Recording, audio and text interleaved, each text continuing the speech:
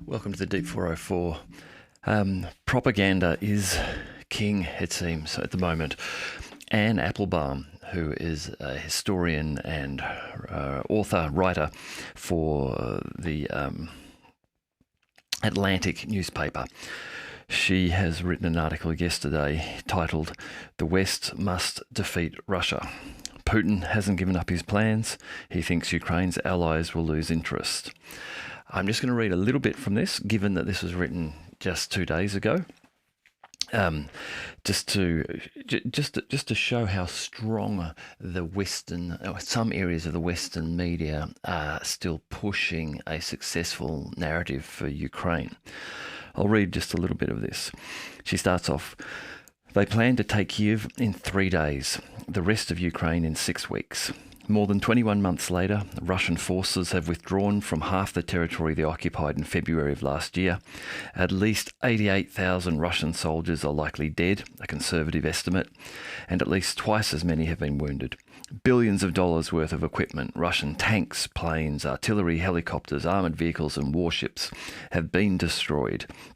If you had predicted this outcome before the war, and nobody did, it would have seemed fanciful. No one would have believed that Ukrainian President Volodymyr Zelensky, a professional comedian, could lead a country at war, that the democratic world would be united enough to help him, or that Russian President Vladimir Putin would endure such a humiliation." Now, jumping on a little bit, she just goes on and then follows up with this. "Part of the Republican resistance to helping Ukraine fight an American adversary is simply the perverse desire to see President Joe Biden fail. Another part comes from the fear that Ukraine is not able to win. The Ukrainian summer counteroffensive did have some successes, especially in the Black Sea, where a combination of drones and missiles has badly weakened Russia's navy and forced some of its ships to leave the Crimean port of Sebastopol. But the progress on land was slow. Ukraine's ability to inflict huge casualties on Russia was not enough to create a backlash or a reconsideration in Moscow. General Valery Zaluzhny, the Ukrainian commander-in-chief, has recently spoken of the war as a stalemate." Now, this is an interesting take, written on the 11th of November 2023. Given the current situation that you can see just by looking at frontline reports in Telegram channels, and the Ukrainian Telegram channels and Ukrainian mappers of the conflict, which are now showing Russian advances across the front line. We have open admissions from NATO and Joe Biden and Western leaders that NATO and the US have a problem with producing shells and ammunition to supply Ukraine. We have weekly reports of Ukrainian aircraft being shot out of the sky by Russian air defense and Russian jets.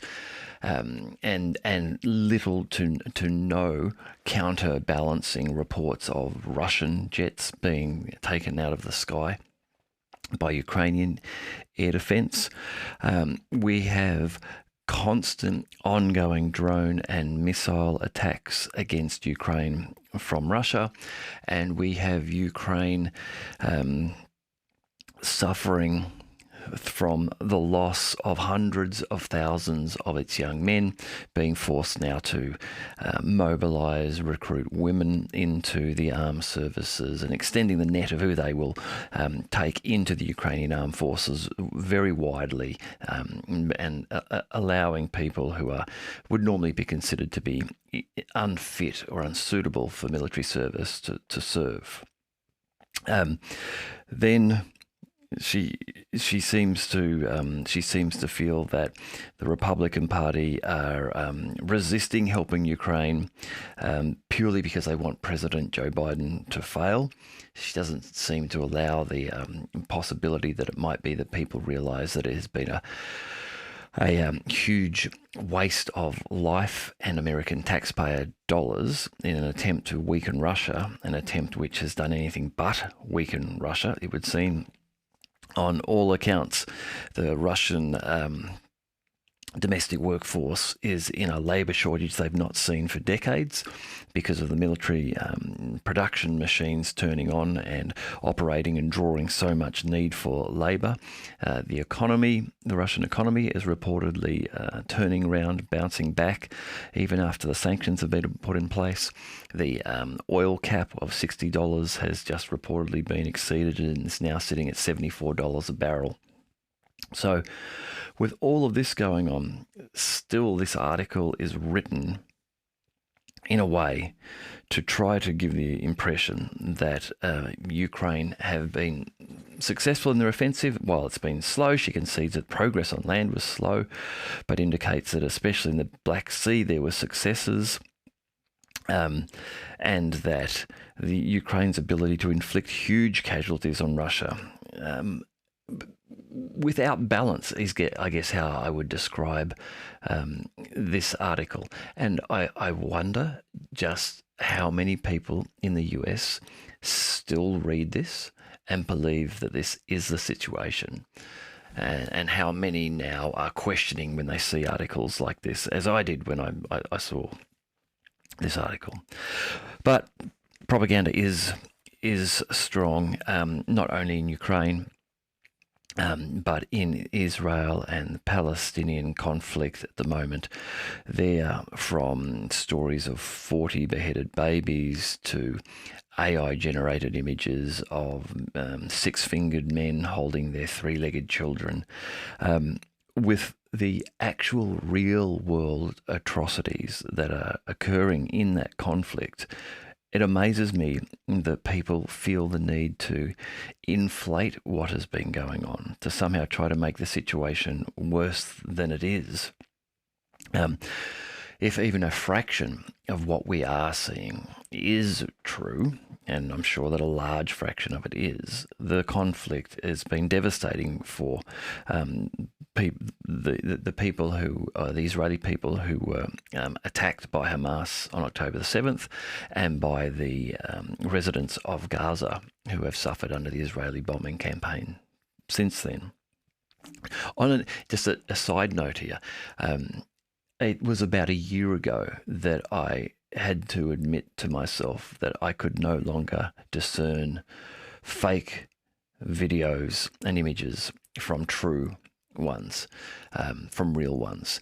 That the quality of AI and just digital image processing has just reached the point where I just can't tell anymore, which is a challenge when you are doing this sort of thing, generating reports of people where you are commentating on information that you see.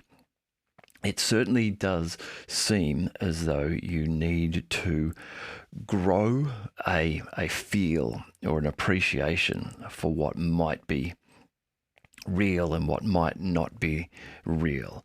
An interesting point in case from a few weeks ago, an article appeared on a Telegram channel indicating that the US Secretary of Defense Lloyd Austin was complaining that the Russians weren't playing fair. Reportedly he had said, these Challenger tanks, look, we saw what you did with the Challengers. If the Abrams go out there, we don't want you to hunt them. We want you to play fair. And when I saw that, I thought, oh my God, this is a great comment. Did he really say that? And I searched around and I couldn't find anything to back it up, any other corroborating evidence that he had actually said that. And there's so much of that going on.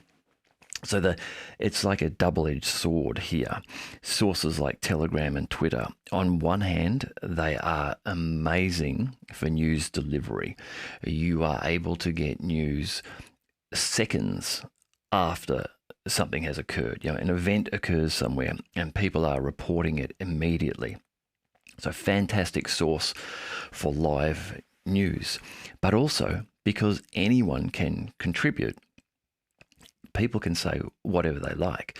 So there's no guarantee that what you're getting is true. And so you do need to spend some time surveying a number of sources, before you present things, you need to, as I say, grow a feel for sources that are reputable, ones that are believable. I quite often use the Russian Ministry of Defense daily reporting. And a lot of people have said, why would you use that? Clearly it's going to be biased because it's a Russian military source. In that case, however, as I've said a number of times, it's useful because it is at least consistent in its reporting. You get reporting from three main areas every day in the same format, and there are examples of the reporting that is given, which you can then go and back up with geolocated video footage. Again, I've said a couple of times an instance where there were some M777s reported having been destroyed, and there was video evidence of the M777s having been destroyed. So I think for all of us watching news, whatever media you get, you do have to be careful about what you accept at face value. And as I say, right now, the propaganda that's coming out is very good. It's professional grade. It is targeted and aimed at making people feel emotional and emote. And I myself have caught myself a number of times seeing something on Twitter and feeling my emotions becoming inflamed, and then having to go, whoa, let's just think about this for a second. Number one, do you know the source? Number two, is this really true? And then number three, the one that's always there is, hang on, what is the context around this? Like, even if the words are accurate, what is the context around this article, which might change your real perception or understanding of it? So yeah, just interesting, and we're going to see more and more of this as, if I should say, for example, the US is drawn into the conflict, or if the conflict in the Middle East expands and Israel begins to feel threatened, I'm sure then we will see, again, a lot of professionally produced propaganda. And I say Israel in this case because they have the means to produce that propaganda very easily. They have a lot of support, they have a lot of money, they can do that kind of thing. And it will be supported by the main Western mainstream media news sources. Now, we'll also see propaganda coming out of Hamas, of course, but I imagine for those reasons I've just mentioned, we will see less of it, and it will be done at perhaps a less professional scale. Also tying into this, but not necessarily propaganda, but what has been interesting with the start of the Israeli-Hamas conflict has been the removal, the significant decrease in pro-Ukrainian Twitter accounts. Now, I question if that means that a large number of them were really bot accounts, and a lot of them could have been bots, because quite often you would get one comment from them on a thread you were reading, and that might be it. Sometimes there would be a follow-up comment. Still, clever bots can manage that. So I wonder if a large number of them were bots and they have now, for whatever reason, been turned off. And if they have, gives you and makes you think and wonder about who might be driving those bots and paying them, and for what reason, and why they might choose to shift focus to another topic, if that is the case. Or is this a case of just a large number of pro-Ukrainian accounts have, unlike an Applebaum, seen the writing on the wall, seen what is really happening in Ukraine, and are now backing away from their accounts and those positions as they recognize that Russia is starting to take control, and has been for some stage really, but taking control over the conflict in Ukraine. Yeah, interesting that what we're seeing there, and what I think we'll continue to see. Now, just on the topic of Israel, some reports that the conflict, which is now 38 days old, over a month of the conflict, that Israel is suffering in many ways due to this, due to conflicts, skirmishes and activity, of course, in Gaza, rocket attacks outside of Gaza, the initial assault where Hamas fighters got out of Gaza area and into southern Israel, challenges and skirmishes in the West Bank, and some limited conflict with Hezbollah on the northern border with Lebanon. This has had an impact on Israel, things such as tourism revenues declining. The general public don't want to go to a war zone for their holidays. Agricultural activities shutting down as Israeli settlers are either forced for security reasons to other areas, or just through the nature of war are being more cautious. The cost of the war itself. But this is apparently, at this stage, costing Israel somewhere around $600 million per week. So, that's 1.2. That's two and a bit, nearly $2.5 billion of cost just there in the last month. Also, the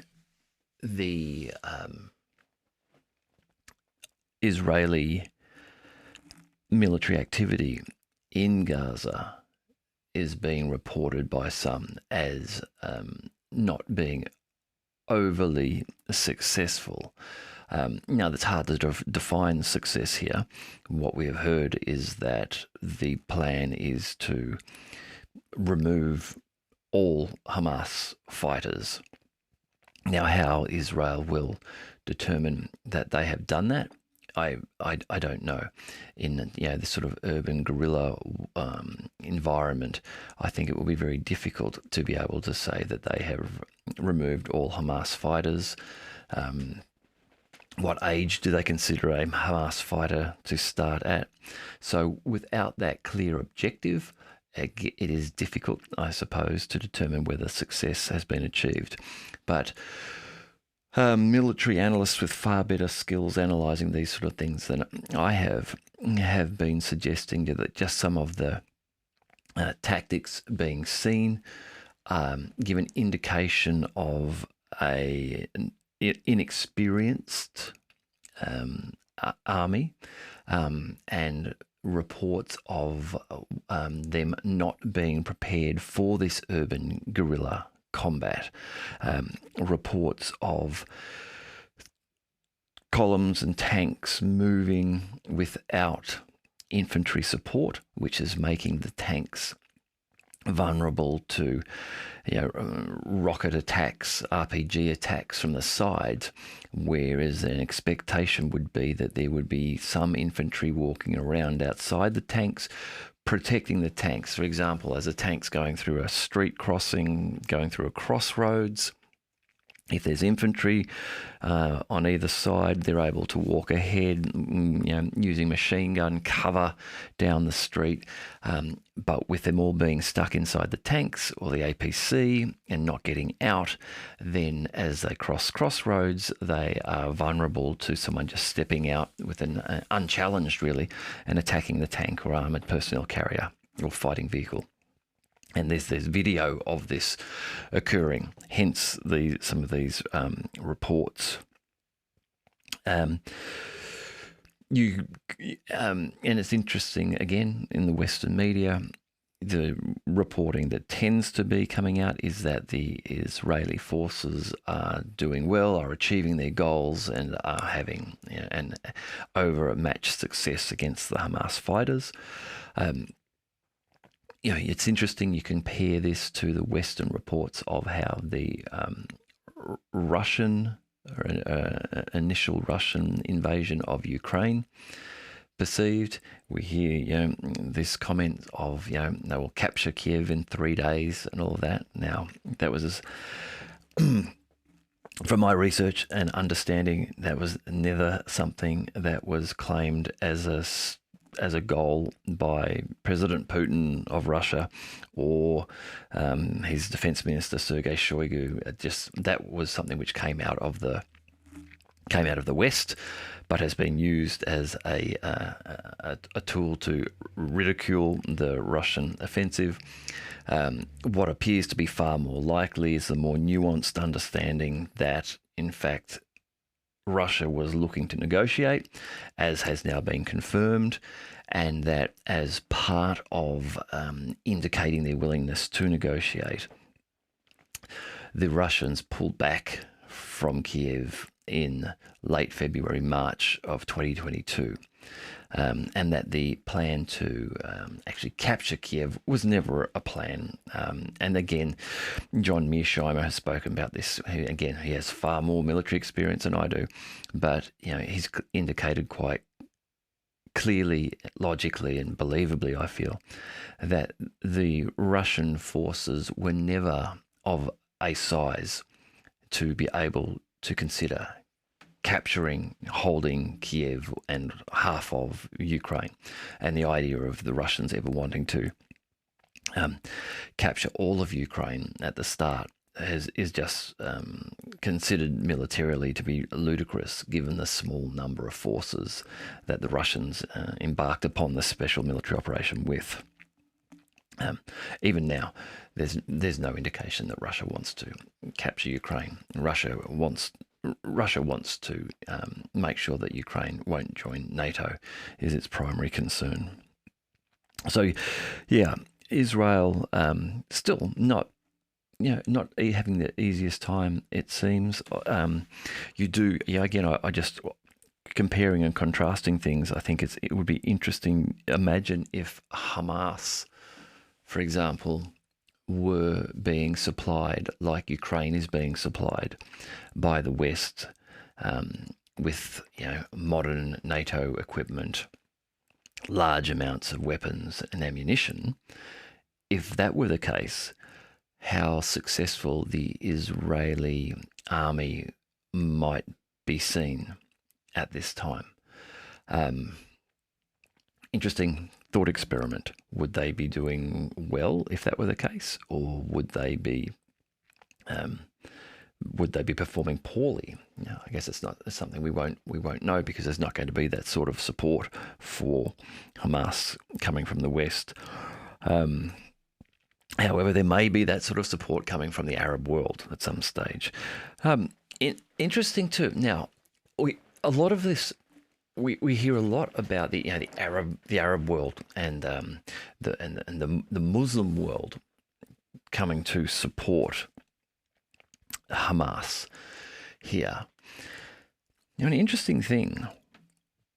I think if you ask a lot of people, where are most Muslims, the supporters of followers of Islam on the earth, I think a lot of people would think they would be in the Arab nations. However, most of the Muslim peoples of the earth, and there's 1.9 billion approximately people who follow Islam, most of them come from, first of all, Indonesia, and then Pakistan, India, and Bangladesh. Those four countries account for, I think, about 40% of the Muslim people on earth, which me personally, I sort of found interesting. when you tend to get the impression, I feel, again from Western media, that the Arab nations are where most of the Muslim people are centered. Now, that might just be my naivety until recently, but that's the feeling that I get. I think that if I was to ask a number of people, that would probably be the assumption. I don't think that most people would say that the second, third, and fourth most populous Muslim nations on the planet are India, Bangladesh, Pakistan, India, and Bangladesh.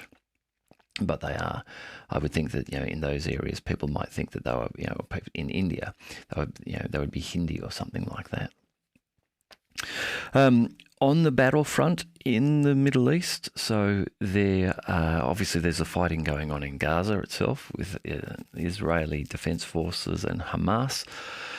There are continuing skirmishes occurring in the West Bank. There is still, it seems, reduced at the moment compared to what it was a week or a couple of weeks ago, but still activity around the northern border of Israel with Lebanon. But interestingly, there have been more attacks on American bases in Syria.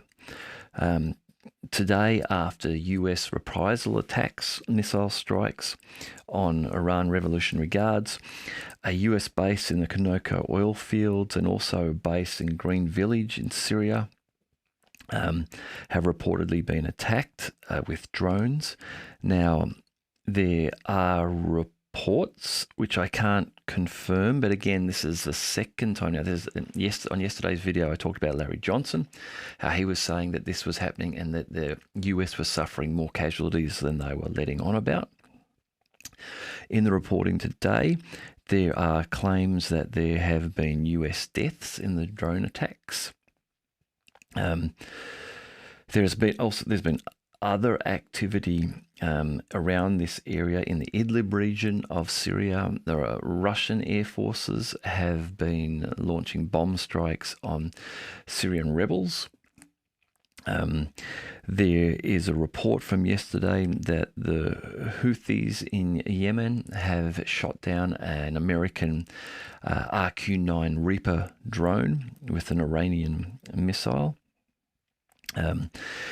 In Gaza itself, the Al-Shifa hospital has been put under siege, it seems, with reports that the hospital has now lost all power and that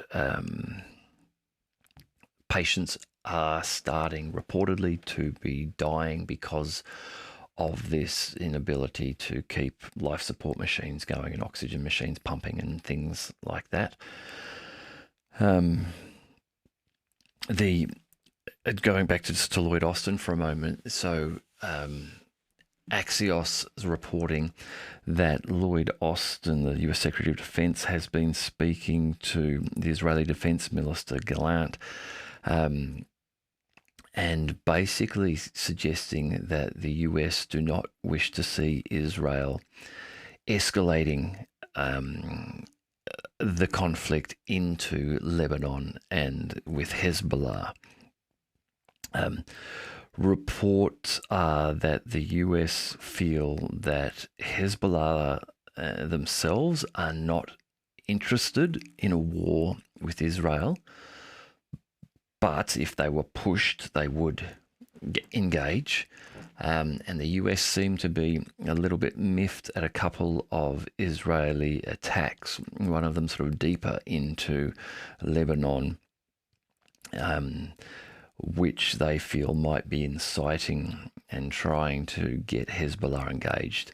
Now, the logic around this is that Israel might be, or this is what the US seem to be concerned about, is that Israel might be saying, well, this is our opportunity to, we'll address Hamas and then we'll get Hezbollah engaged to attack us, and because we've already got some American aircraft carriers and support in the area, we'll get the US to deal to Hezbollah for us. I think that is the logic that the US are concerned about. They are recognizing now that Joe Biden's immediate trip to Israel and to stand and hug Benjamin Netanyahu and profess the ironclad support that the US will give Israel has now tied the US to what happens in Israel perhaps more closely than some in the American administration might desire. And they are now realizing that if things go badly or if it does escalate, then they will be tied into that conflict and may then end up getting into a fight which they don't really want to get into with Hezbollah. Again, the risk then is that if the US engage and war with Hezbollah and Hamas, that's the sort of thing that might then just flip the tide in Turkey, and Turkey might decide then that it will itself mobilize and support Hezbollah and Hamas. Turkish President Erdogan has commented about Israeli Prime Minister Benjamin Netanyahu and has said to him that that Netanyahu is on his last legs. And just to quote President Erdogan, "Know this, you are on your last legs. As you sow, you shall reap, and you shall reap." There has been growing inflammatory rhetoric from Erdogan over the last few weeks. Now, he appears to be someone who is a very savvy political player and will do and say the things that will bring benefit to him and to Turkey. So at this stage, he's the head of the Muslim Brotherhood in Turkey. So him saying this obviously positions him as being a powerful supporter of Hamas. But I don't think that you can completely rule out that he may actually be preparing Turkey for conflict. And if not mobilizing just yet, at least getting the wheels in motion so that if, for example, as I was saying, if Israel entices Hezbollah into a fight which draws the US in, that Turkey are then ready to engage themselves if that's what they feel is required. Just very quickly, there was also a US Black Hawk helicopter that crashed off the coast of Cyprus in the eastern Mediterranean. It reportedly has crashed just due to some sort of a refueling error or incident. There aren't reports at this stage that it was shot down or anything like that. But already we're seeing, if that's the case, 5 US Army servicemen lost there, and what appear to be growing reports of US losses in Syria. So, already without being officially engaged in this conflict, it seems as though the US is starting to lose some troops. Just very briefly on the battlefront in Ukraine, there hasn't been overnight any great changes in what has been going on there in the areas near Kupiansk in the north, and Bakhmut in the Donetsk region, and Avdiivka in Kleshchiivka, and Drivka, Rabotny and Verbova, and in Urozhaina and Staromayorsk, in Kherson.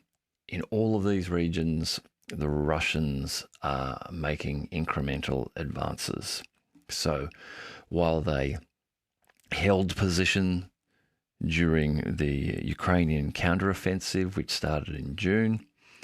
Now they are no longer holding positions. These aren't big arrow offensives, but these are incremental, day-by-day Russian advances across multiple locations, 8 or 9 locations across the whole front line.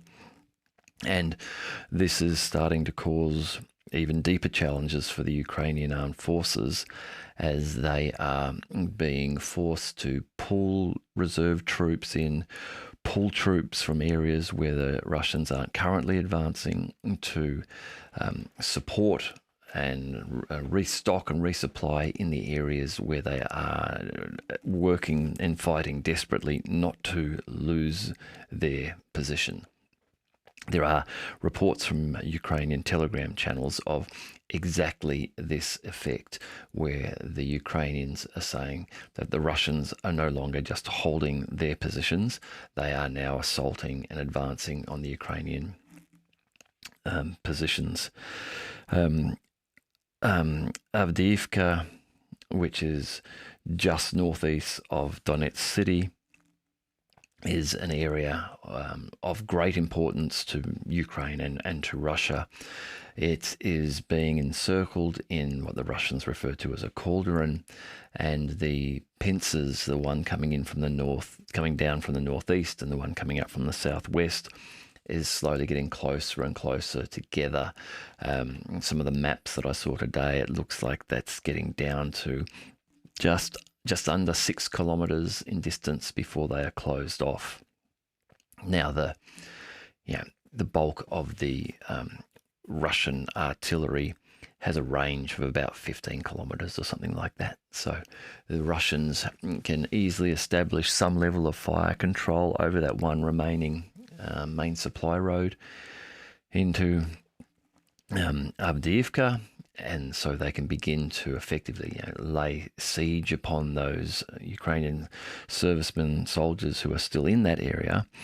But more than just that, there appears to be just a continued massive air and artillery assault on the areas of Avdiivka. Lots of video of Fab 500 and larger bombs being dropped. The TOS-1 heavy flamethrower thermobaric systems being used, and just constant artillery shelling of the area there. And there are reports again on Ukrainian Telegram channels starting to seep out that the Ukrainian fighters in those areas are growing concerned. They're unable to evacuate. They're wounded. They're having problems getting support in, and that they are constantly under fire. Look, I think that's probably the update for today. I'll look to get back tomorrow and do another one of these. One final little just piece of information that I thought was interesting that I saw. There are reports that in Ukraine now the level of theft of fuel has become so rampant that the military in Ukraine is now going to add color additives to the fuel so that it can then be detected as to if it has been stolen. This idea apparently goes back to the 18th century British Navy, where sailors were not always well paid, and they would steal things from the boat to be able to then go drinking while they're in port, I suppose. They would steal rope.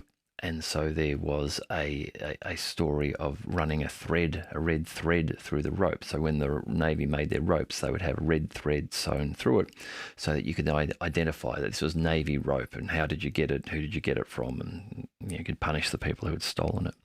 So it seems that now they've reached the point in Ukraine where they're needing to do the same thing with fuel, because so much of it is just being diverted from where it's supposed to be going, being sold on the black market, or I imagine just being sold to power people's cars and generators and keep places warm and that sort of thing.